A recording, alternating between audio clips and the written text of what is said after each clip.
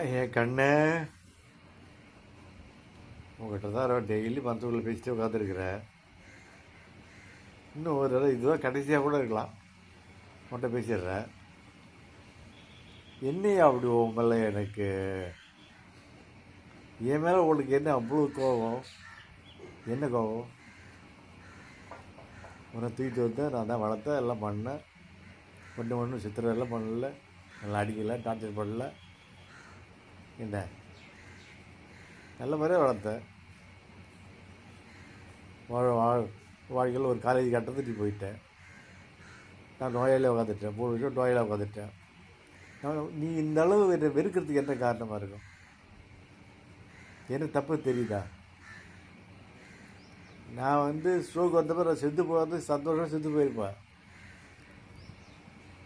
ஒன்றை திரும்ப உடம்பு கொஞ்சம் சாரி அப்படியே மூச்சு பார்க்குறப்போ படிப்பு ஒரு என்ன பண்ணுவோங்கிற பயத்தில் தான் உனக்காக 3 வருஷம் கஷ்டப்பட்டு வாழ்ந்தேன்.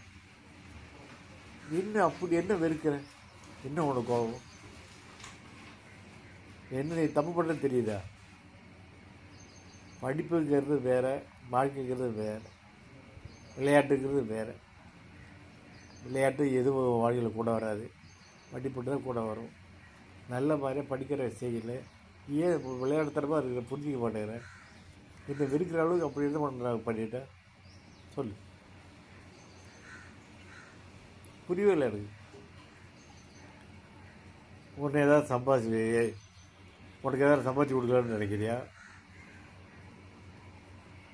நான் எல்லாம் சம்பாதிக்க முடியலை.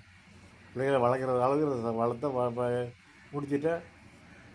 ஓரளவு மாதம் குறைஞ்சாலும் வருமானம் நமக்கு நிம்மதியாக வாழ்ந்துட்டுருக்கோம். உன்னை மேற்கொண்டு உன்னை பார்த்து அப்பா அம்மா இருக்கிறாங்க. என்ன முடிஞ்ச வரைக்கும் வளர்த்ததுனால கொண்டு வந்துட்டேன். இப்போ நீ வெறுக்கிறிய, இந்த வெறுப்பு எதனால் இப்படி இருக்க? தெரிஞ்சுக்க, வாழ்க்கைங்கிறது வேறு. என்ன விளையாட்டு எப்போவுமே கூட வராது, அது நம்ம வாழ்க்கை கிடையாது. நீ புரிஞ்சுக்கோ. ரொம்ப கோவப்படுற. என் வயசு என்ன, நான் சாகிற வயசில் உட்காந்துருக்கிறேன். கோவப்பட்டு கையை மேலே போகிறேன். கற்பனை கூட பண்ணி பண்ண மாட்டேன். ஒரு தூக்கி வளர்த்து மாமா கிட்ட போய் பண்ண முடியுமா?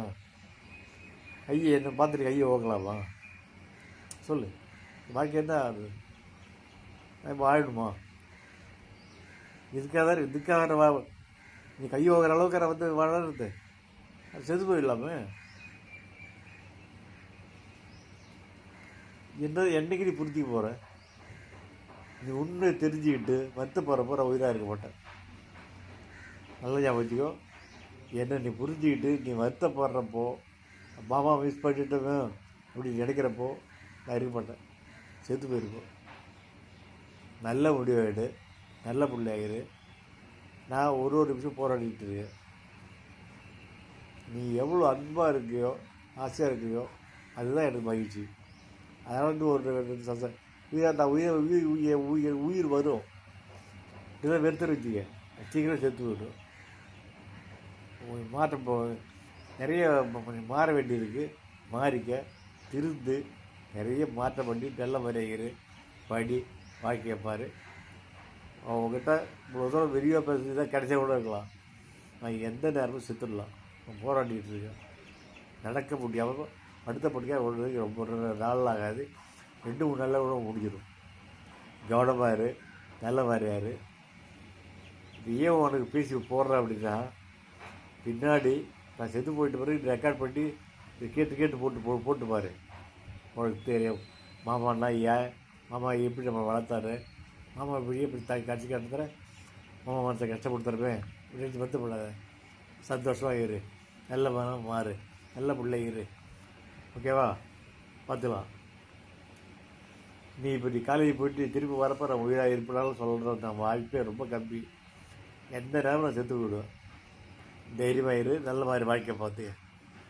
ஓகே.